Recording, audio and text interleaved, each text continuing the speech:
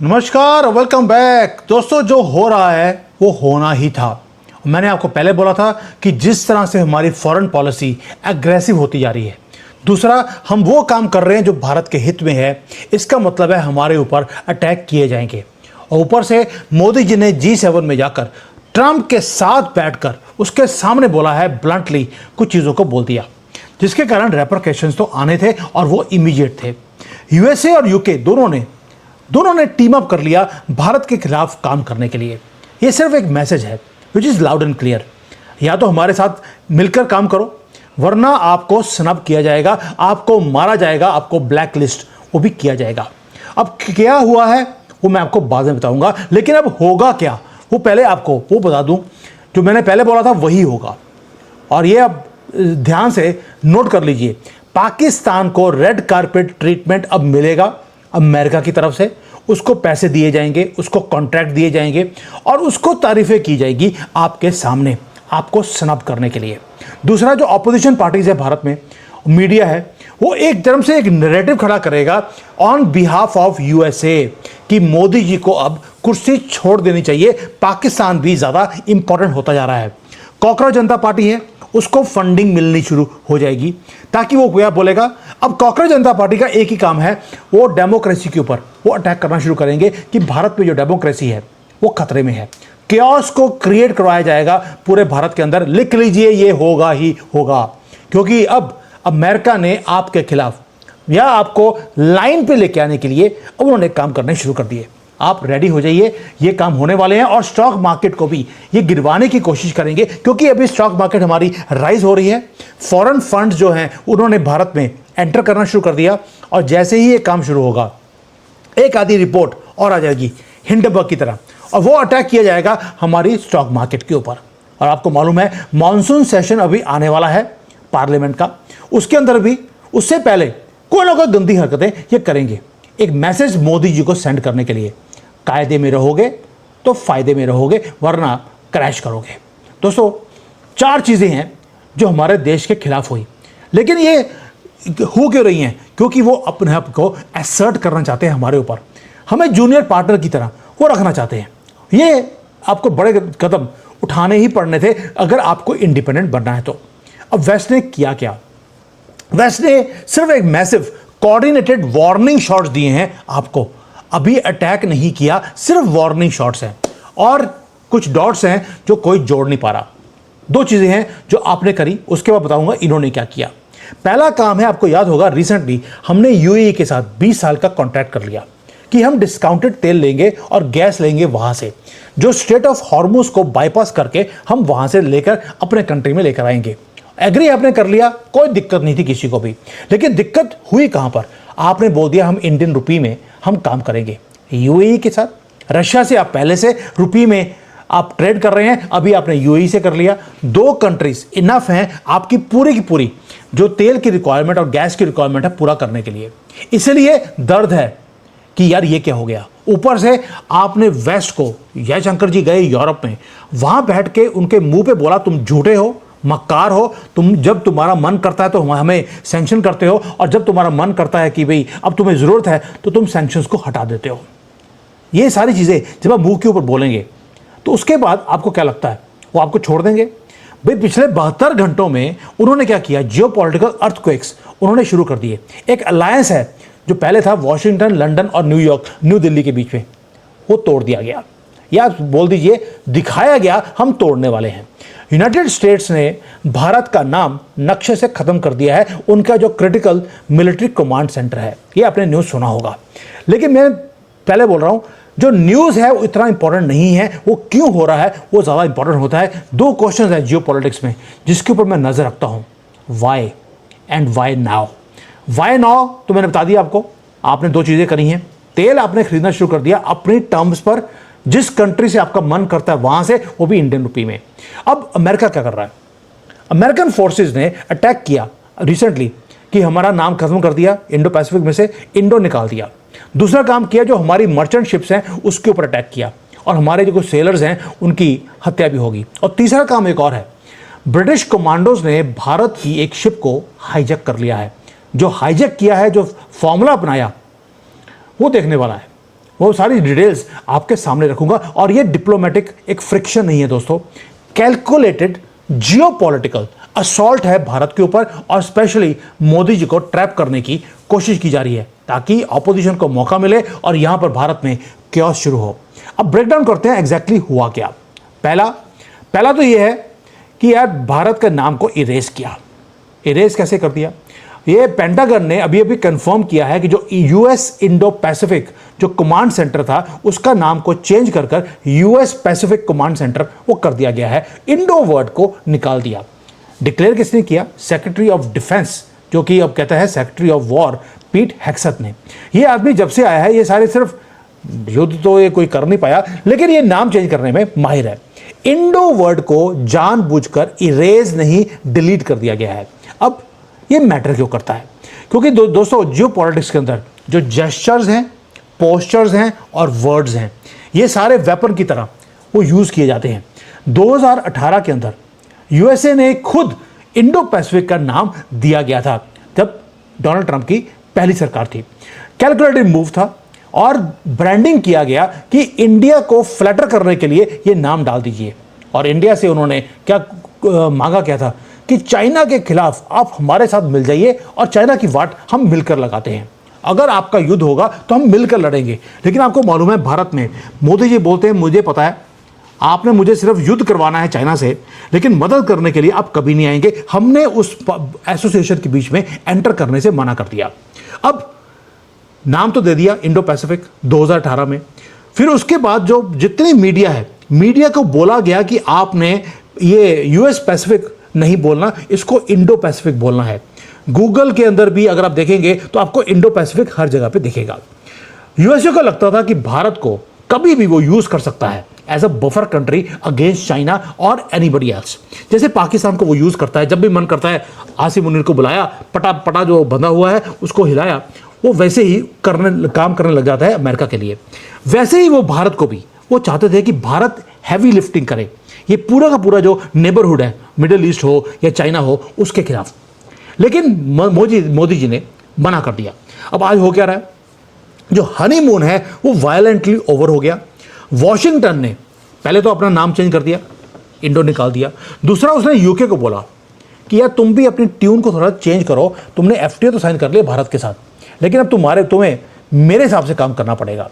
अब name change immediate हो गया है। उसके बाद हमें एक और चीज़ है जिसमें से कट किया जा रहा है। हेग्सेथ ने अनाउंस किया आज कि जो ये सारा कुछ पुश किया जा रहा है, ये पुश इसलिए किया जा रहा है क्योंकि ये सिग्नल हम देना चाहते हैं भारत को कि भाई अब आप अपना झोला जो है बोरी बिस्तरा इकट्ठा करो और अपने कंट्री का ध्यान खुद रखना शुरू कर दो। इसलिए ये कोई सिंपल डिप्लोमेटिक फ्लफ नहीं है दोस्तों, वो रॉ अनअपोलोजेटिक पावर की तरफ यूएसए जा रहा है कि अगर आप हमारी बात सुनेंगे तो रहेंगे, वरना आपको हटा दिया जाएगा। नाम हटाया है, कल को ये मोदी को भी हटाने की पूरी मुहिम ये तेज करने वाले हैं। अब ये तो हो गया एक काम। दूसरा एक और, नाम चेंज तो एक टेम्पररी चीज़ है, वो दोबारा भी आ जाएगा। लेकिन जो ब्लड बात है जो हमारे साथ करना शुरू किया, वो भी एक वार्निंग साइन था। अब रियल एस्केलेशन क्या है? लास्ट वीक आपको याद होगा यूनाइटेड स्टेट्स की मिलिट्री ने 3 मर्चेंट शिप्स उसको अटैक किया था, जहां पर जो वो कोस्ट ऑफ ओमान के पास फुजारा है, जहां से आप डायरेक्टली अब तेल खरीद रहे हैं यूएई से। उसी एरिया में आपकी शिप्स को डुबोया गया, आपको पे करनी पड़ी एक अल्टीमेट प्राइस। हमारे 3 सेलर्स मारे गए। हुआ क्या था? यूएसए ने स्ट्रक किया हमारी शिप्स को, और शिप्स को सिर्फ स्ट्राइक नहीं किया, उसको डिसेबल कर दिया और उनको छोड़ दिया वहां पर सिंक करने के लिए कि समंदर के नीचे से निकाल लेना। उसके बाद तो ओमान की रेस्क्यू की टीम आई, उन्होंने हमारे क्रू मेंबर्स को उन्होंने वहां से बचाया है। शिप चली गई कोई दिक्कत नहीं, लेकिन लोगों को बचाया गया, 3 मारे गए। अब आप सोच के देखिए, यूएसए की मिलिट्री आपके वेसल्स को स्ट्राइक करती है सिर्फ इसलिए कि आप तेल खरीद रहे हैं अपनी मर्जी से, इनको बिना पूछे, क्योंकि अमेरिका चाहता है कि वो तेल पूरे दुनिया का अपने कंट्रोल में ले और खुद बेचे। और आप कहते हैं भाड़ में जाओ, हमें यहाँ से खरीदना है, हम वहीं से खरीदेंगे। दोस्तों, वॉशिंगटन ने एक बार भी अपोलोजाइज नहीं किया, एक बार भी उन्होंने ब्लिंक नहीं किया। और ये एक्सीडेंट नहीं था, ये मैसेज था, एक ब्रूटल रिमाइंडर कि पूरे ऑयल की मार्केट को कंट्रोल कौन करता है। आप उससे बाहर निकलने की कोशिश कर रहे हैं, मार दिए जाओगे। अब ये तो हो गया अमेरिका का, अब आता है यूके के ऊपर। अब यूके ने क्या किया? यूके अकेला काम नहीं कर सकता, वॉशिंगटन भी अकेला काम नहीं करता, उसने लंदन को बोल दिया कि तुम भी इस गेम के अंदर एंटर कर जाओ। यूके के आर्म फोर्सेस वो पहुंचती हैं इंग्लिश चैनल के अंदर, और वहाँ पर हमारी एक शिप थी, नाम था स्माइटोस, उसको हाईजैक कर लिया गया। अब ये कंपनी कौन सी है, ये शिप कौन सी है? ये शिप है जो हांगकांग में एक कंपनी रजिस्टर्ड है, ये उसके नाम पर है, लेकिन मैनेज होती है तमिलनाडु के अंदर एक कंपनी के थ्रू। भारत की शिप है और ये वहाँ से भारत आ रही थी तेल को लेकर पोर्ट ऑफ सिक्का के अंदर। अब यूके की ऑफिशियल स्टोरी क्या है? उन्होंने बोल दिया कि जो ये शिप है इसके पास कोई भी कंट्री का लोगो ही नहीं था और ये रशिया का तेल लेकर आ रही थी। आपको लगेगा यार रशिया का तेल पकड़ा गया, बड़ी अच्छी बात है, लेकिन इसके अंदर एक बहुत बड़ा झूठ भी है। अनटोल्ड स्टोरी क्या है, डर्टी ट्रिक्स हैं जो हमारा मीडिया कवर नहीं कर रहा। आपको मालूम है कि जो मैरीटाइम का ये जो यूके का फॉरेन ऑफिस है, उसका एक फॉर्मर एक ऑफिसर है क्रेग मोरे, उन्होंने अभी अभी बताया कि हुआ क्या था। क्या हुआ? ये शिप साइग्रोस ये निकली रशिया से तेल खरीद लेकर और ये भारत आ रही थी और ये पास कर रही थी यूके के वाटर के पास में से। उसके ऊपर कैमरून का, कंट्री जो कैमरून है उसका फ्लैग लगा हुआ था। नेशनल कैरियर जो नेशनल उनका रजिस्टर होता है कैमरून में, वहां पर ये रजिस्टर्ड भी है। अब यूके ने किया क्या? इन्होंने क्या किया? इन्होंने इंटरनेशनल ब्लैकमेलिंग करनी शुरू कर दी। ये पैसे देते हैं कैमरून को, यूके वाले और यूरोप वाले, अमेरिका वाले भी, वहाँ पर एसेंशियल जैसे होता है ना, भीख देते हैं ये लोग, ये बच्चों की पढ़ाई के लिए और के लिए ये वो पैसे देते हैं। इन्होंने कैमरून को बोला कि तुम ये अपना फ्लैग अपनी शिप से उतार लो, वरना ये सारे के सारे जो तुम्हें डेवलपमेंट के लिए हम पैसे देते हैं फ्री ऑफ कॉस्ट, ये बंद कर देंगे। कैमरून ने उस पैसों के चक्कर में उन्होंने अपने शिप के ऊपर से उनको बोल दिया, शिप ऑलरेडी समंदर के अंदर है, और उन्होंने अपने शिप को मैसेज भेजा कि झंडे को उतार दो, और अपने जो रजिस्टर है उसमें से नाम को डिलीट कर दिया। जैसे ही ये शिप के ऊपर से नाम डिलीट हुआ है, झंडा उतरा है, उसी वक्त ब्रिटिश कमांडोज उस शिप के ऊपर एंटर करते हैं और उसे हाईजैक कर लिया जाता है। जो इंटरनेशनल एक्सपर्ट्स हैं वो क्या बोलते हैं कि जो ये काम यूके ने किया है वो अकेला नहीं कर सकता। वो इसलिए किया गया है कि यूएसए ने बोला था यूके को कि तुम ये काम करो, एक मैसेज भेजने के लिए भारत को कि तेल तुम रशिया से अपनी मर्जी से खरीद लोगे, अब नहीं चलेगा। दोस्तों ये कोऑर्डिनेटेड अटैक है। जब ईरान का वॉर चल रहा था तब भारत की जरूरत थी इनको तेल के प्राइसेस को कंट्रोल करने के लिए। हमें बोल दिया गया आप खरीद रहे हो तेल ईरान से, ले लीजिए, रशिया से ले लीजिए, कोई दिक्कत नहीं है। और जैसे ही ईरान का वॉर बंद हुआ है, आपके तेल पानी बंद करने की मुहिम शुरू हो गई है। यह कोऑर्डिनेटेड अटैक ग्लोबल ट्रेड के ऊपर, ग्लोबल ट्रेड रूट्स के ऊपर, यह बताता है कि कितना डेस्परेशन है भारत को कंट्रोल करने में। दूसरा, जो यूके के एक्शंस हैं, पहली बात यह है वो डेलिब्रेट है, हमें मालूम है, लेकिन अनरीजनेबल भी हैं। इंटरनेशनल लॉज के हिसाब से ये काम नहीं हो सकता, लेकिन उन्होंने किया है सिर्फ इसलिए क्योंकि वो आपको बरी करना चाहते हैं। बरी मतलब कि आपको दबाना चाहते हैं अपने पैरों के नीचे। अब मोदी जी की प्रॉब्लम क्या है? मोदी जी की प्रॉब्लम है कि वो देख रहे हैं क्या कुछ हो रहा है। अब न्यू दिल्ली में हड़कंप बजना शुरू हो गया क्योंकि जो वॉल्स हैं भारत के अंदर, दे आर क्लोजिंग ऑन प्रधानमंत्री मोदी। कई सालों से मोदी जी अकेले काम करते रहे, इन सारी ताकतों से लड़ते रहे, वॉशिंगटन हो या यूरोप हो, उनको केव इन करना पड़ा, उनको जग मार के यहाँ पे आना पड़ा और एफटीए साइन करने पड़े।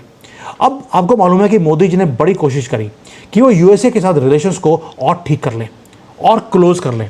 यूएसए के साथ हमारे रिलेशंस ठीक होने शुरू भी हो गए थे, उनकी टेक्नोलॉजीज, उनकी कंपनीज ऑलरेडी भारत में आ रही हैं, ये आपको मालूम है। लेकिन एक और भी चीज़ है, जब हम इंडिपेंडेंस की बात करते हैं, अमेरिका को आदत नहीं है, और जयशंकर जी ने बोला भी था कि जो वेस्टर्न पावर्स हैं उनको लगता है कि उनको भगवान की तरफ से एक राइट मिला हुआ है, वो हर एक कंट्री की हर मैटर में वो दखल दे सकते हैं। हम इनकी कंट्री में दखल नहीं दे सकते, लेकिन वो हमारी कंट्री में वो दखल दे सकते हैं। इसलिए मोदी जी ने बड़ी कोशिश करी कि जैसे सबको गले मिलकर उन्होंने सबको अपने पाले में कर लिया, अमेरिका को भी करने की कोशिश करी। और अमेरिका ने भारत को अपना ग्रेटेस्ट स्ट्रेटेजिक पार्टनर बोला भी है। अभी भी जो इंडियन मीडिया है वो बात कर रही है कि वो देखिए वहाँ पर मोदी जी की तारीफ कर दी। ये तारीफें इतनी इंपॉर्टेंट नहीं है, मैं कभी भी ऐसी वीडियोस को कवर नहीं करता हूँ। मैंने शुरू में बोला है जियोपॉलिटिक्स में वर्ड्स, जेस्चर्स, कमेंट्स ये बहुत ज़्यादा इंपॉर्टेंट होते हैं जो मीटिंग्स के अंदर किए जाते हैं। पहले तो हर एक बंदा एक दूसरे की तारीफ करता है, यही तो जियो पॉलिटिक्स है, इसके अंदर जाने की ज़रूरत नहीं है। दोस्तों, हमें प्रॉमिस किया गया था एक अलायंस भारत को, और हमें दिखाया गया कि अगला सुपर पावर जो है दुनिया का वो भारत बनने वाला है। लेकिन जो terrifying reality on the ground है वो एक ही चीज़ है कि हमें सिर्फ यूज़ किया गया या यूज़ करने की कोशिश की गई जहां पर अमेरिका को हमारी ज़रूरत है। और मोदी जी ने बार बार बोला है कि आपने जितनी टेक्नोलॉजीज हमें देनी थी आपने दे दी, जो हम मांग रहे हैं वो आप देने को तैयार नहीं है। यानी कि जो डाटा सेंटर्स हैं वो भारत में खुल रहे हैं। डाटा सेंटर के ऊपर मैं अलग से वीडियो बनाऊंगा कि डाटा सेंटर आपको क्यों दिए जा रहे हैं। अब जब मैंने डीपली इसके ऊपर इन्वेस्टिगेट करना शुरू किया है, रोंगटे खड़े हो गए कि अमेरिकन कैसे काम करते हैं। पहले इन्होंने 20 साल चाइना को बेवकूफ़ बनाया, अब ये भारत को बेवकूफ़ बनाने के लिए आ गए हैं। ये डाटा सेंटर जो खुल रहे हैं ये आपके फ़ायदे के लिए नहीं खुल रहे, ये आपको लिटरली आपको तबाह करने के लिए ये खोले जा रहे हैं। बट एनीवेज उसको मैं किसी और टाइम पे बात करूंगा। जो यूके के कमांडोज ने जो हाईजैक किया हमारी मैनेज करी हुई हमारी सप्लाई शिप को, ये माफिया स्टाइल का ब्लैकमेलिंग है जो शुरू हो गई। मैं पहले बोला था आपको ये सब कुछ होगा, लेकिन हमारी शिप्स को हाईजैक किया जाएगा ये मुझे अंदाज़ा नहीं था, लेकिन आपको अटैक किया जाएगा ये मैं बिल्कुल 100% क्लियर था। दोस्तों, अभी जो अलायंस है ऐसा लगता है कि ये तो एक ट्रैप बन चुका है। हमें कहीं ना कोई स्ट्रॉन्ग स्टेप हमें लेना पड़ेगा। मैं तो कई बार मोदी जी की जो टीम है उनको मैंने कई बार बोला है, मोदी जी आप एक ही काम करो, इनको बोलो हम यूनाइटेड नेशन से बाहर निकल रहे हैं। बाहर में गया तुम्हारा वर्ल्ड ऑर्डर, बाहर में गया तुम्हारा United Nations, you have to take one strong step. या पाकिस्तान का निपटारा कर दो या यूनाइटेड नेशन से बाहर निकल जाओ, आपको बड़ा स्टेप लेना पड़ेगा। क्योंकि जब आप बड़े बनते हैं तभी ये सामने वाले छोटे होते हैं। ये आपको छोटा समझते हैं और आप छोटेपन में और छोटे होते जा रहे हो। दोस्तों, अभी हम वॉच कर रहे हैं कि जो वेस्ट है अपनी टर्म्स को हमारे ऊपर डिक्टेट करने की कोशिश कर रहा है, सिर्फ इसलिए क्योंकि उनके हिसाब से हमने इंटरनेशनल लॉ जो इनका बनाया हुआ है उसको हमने तोड़ दिया। और इनका लॉ क्या है कि आपको तेल खरीदना है सिर्फ डॉलर में। हमने बोला हम इंडियन रुपये में खोलेंगे, खरीदेंगे। जैसे ही आपने इंडियन रुपये की बात करी है, इनको लगता है कि इंटरनेशनल लॉ आपने तोड़ दिया, लेकिन हमारी शिप को हाईजैक कर लिया। वो इंटरनेशनल लॉ का उल्लंघन नहीं है। यही है वेस्ट की दादागिरी जिससे लड़ाई है हमारी गवर्नमेंट की। दोस्तों, ये डिफाइनिंग मोमेंट है मोदी जी की लेगेसी का। वैसे भी मोदी जी अपने आखिरी फेज़ में हैं अपनी प्राइम मिनिस्टर की शिप के अंदर, उसके अंदर ये सारे काम इनको फेस करने पड़ेंगे। मैंने कई बार कई एस्ट्रोलॉजर्स को बुलाया था, उन्होंने क्या बोला था कि मोदी जी का मोस्ट डिफ़िकल्ट टाइम आज दिसंबर 2026 तक वो आने वाला है। और वो जो चीज़ उन्होंने तब बोली थी वो आज होती हुई दिखाई देती है। Now people have started asking, क्या मोदी जी जो है is he doing the right things? क्या हमारी फॉरेन पॉलिसी इंडिपेंडेंट है? क्या हम अभी भी अनअपोलोजेटिक स्टैंड हम ले रहे हैं? तो मेरा आंसर है यस, हम पंगे ले रहे हैं सबके साथ, क्योंकि पंगे लिए बिना आपको पता नहीं लगेगा ये कौन सी गेम खेल सकते हैं। We are unapologetic. भारत सिर्फ भारत के साथ खड़ा है, हमें गर्व होना चाहिए इस चीज़ के लिए। इसकी प्राइस हमें पे करनी पड़ेगी। बट अगर सेफ चलोगे, जैसे कांग्रेस चलती रही, इनके तलवे चाटते रहे वेस्ट वालों के, मोदी जी ने वो काम बंद कर दिया। इसलिए वेस्ट वालों को मोदी जी से दिक्कत है। ये जियो पॉलिटिकल अर्थक्वेक्स हैं जो आपको लेके आने पड़ेंगे। और मेरा अपना मानना है कि मोदी जी कोई ना कोई अब जियो पॉलिटिकल अर्थक्वेक ये भी लेकर आएंगे, क्योंकि इनके जो मुखौटे हैं वेस्ट वालों के वो तो उतर गए। अब जब अगला नंगा हो गया है तो आपको रोक किस बात की है? मुझे लगता है, मेरा अपना मानना है कि बैटल लाइंस ऑलरेडी ड्रॉ हो चुकी हैं। मोदी जी अब कोई बड़ी मूव वो लेकर आएंगे। इस तरह से मोदी जी छोड़ दें और ये जो बैलेंस ऑफ पावर है उसको हमेशा के लिए अपने हाथ से निकाल दें, ऐसे मोदी हो नहीं सकते। ये 2002 वाला मोदी है, वो वापस आएगा। Thank you. जय हिंद, वंदे मातरम।